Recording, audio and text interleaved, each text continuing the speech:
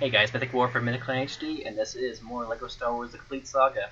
This is our 100% playthrough of Episode 3. And that is a motorcycle going by, if you could hear that. I think that was a motorcycle. It's very cold out, so I really hope it wasn't a motorcycle. Because he must be freezing if it was, because it was actually snowing today in Ontario.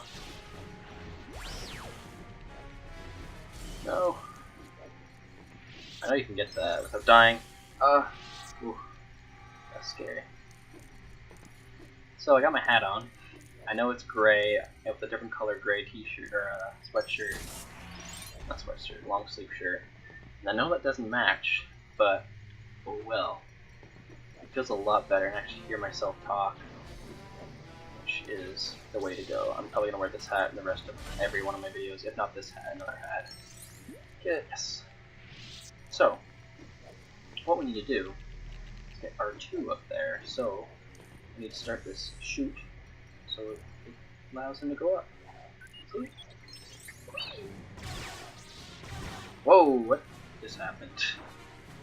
What? He's stuck on the ridge there. I lost so much money right there. Oh well. We'll get more than enough to get True Jedi in this one for sure. I didn't actually check to make sure my hair looked good, but oh well. Ooh. I just love how there's no talking. I love that a lot, actually, no joke. I probably wouldn't have liked these games as much as a kid if they had talking.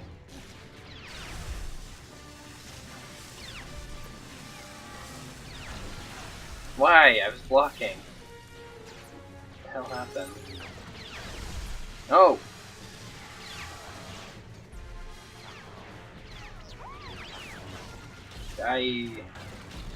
This is the last Dooku fight of the game. And you'll see why it's the last Dooku fight of the game. Because if you've seen the movie, you know he does not go out heroically.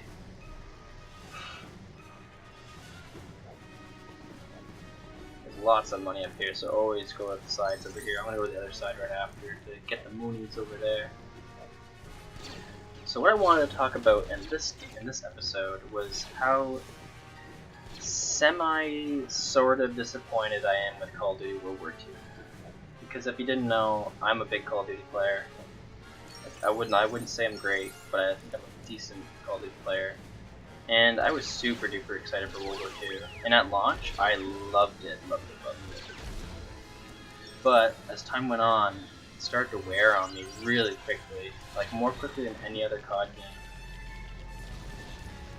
And I'm not really sure why that is. That's what I wanted to talk about in this episode. Why is it I find COD World War II sort of boring? Because I do find it kind of boring. This shocked me, I know you're gonna do it. And what I like, okay, let's start with what I really like about it. I think the zombies mode is actually really well done and a really big step up from Advanced Warfare zombies. Even though I did enjoy that, I think this zombies mode does a lot of things right. Like it actually tries to make it a scary experience, which is something that the games haven't really been able to do since I'd say the first game. Like Nocturne Totem is probably the scariest level in the game.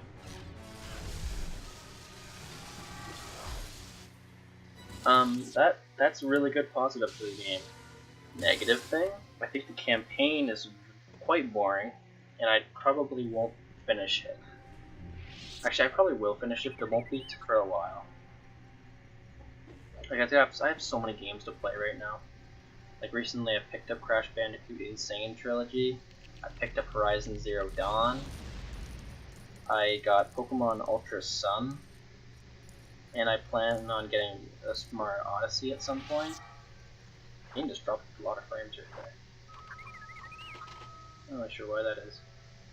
And let me tell you right now, I played about 5 or 6 hours of Pokemon's Ultra Sun today. What a fantastic game. What a fantastic game. My girlfriend got Ultra Moon So we've been playing it. I got way ahead of her today, but at one point we were at the same part. But what a great game! I highly recommend it. You don't need to get Sun or Moon if you haven't played them. This game is like the ultimate. Well, I mean it is Ultra Sun, but it is like the ultimate experience for Pokemon Sun and Moon. It actually feels almost exactly the same, but just more refined and more to do. I feel like my camera's not exactly centered. Let's try that. I've always been a huge Pokemon fan, but like I said, the topic of this episode is Call of Duty. World War II specifically. I super duper love all the Call of Duties. I even liked Ghost for a period of time, even though everyone hated it. Probably because I was first year university when it was big, and I just was looking for something to distract myself from my studies. But World War II, I don't know. I was actually one of those people that actually really liked the EXO movement in all the previous CODs. So to see it gone was kind of, for me, like, it didn't feel like Call of Duty anymore, even though it was boots on the ground just like it originally was. I've played every COD, I've beaten every Call of Duty campaign, but I just loved that I just loved that EXO movement, and I especially liked it in Infinite Warfare. Infinite Warfare was the most I've played a Call of Duty since, like, Black Ops 2. And everyone hates it. Not everyone hates it, but a majority of people think it's a bad Call of Duty game. But I would say it's in my top 5, for sure. The campaign's even really good. Zombies is really fun. It's a great package. It's just, that's not what people wanted at the time. If this was the first EXO movement game to come out, I feel like people would actually like it. But since it was the third to come out in a row, that's why it got a lot of flack. People were ready to go back to basics. And when it did come back to basics, I don't like it as much. I don't know if it's because it went back to basics, or it's just because the game is just so bland.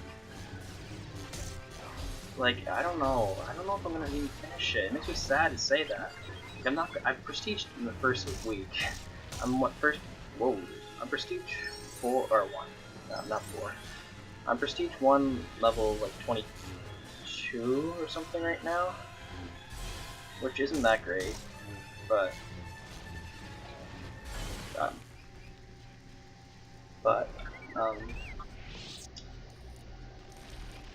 what I do really like about the multiplayer is War Mode. War Mode is really fun. Whoa, there's lots of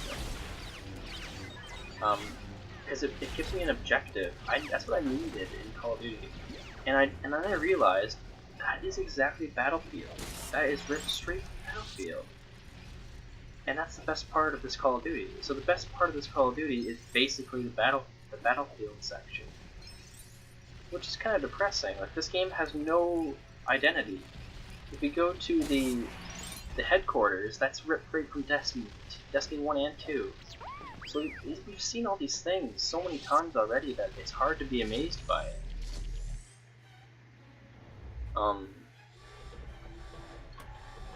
Also, the supply drop system, like, most of the stuff you get from a supply drop is completely garbage uselessness. Like, that's not correct grammar, but you get what I mean. Like, it's, who wants a pistol grip? Who uses pistols? Like, you use a pistol for probably 1/100th of your experience in the multiplayer, and a large portion of the unlockable stuff in loot crates is pistol grips.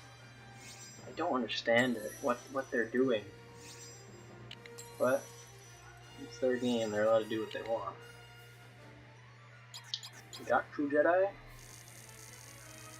Anyway, what I wanted to say was, I'm a little bit disappointed with the game. I hope it gets better post-release. I think it will.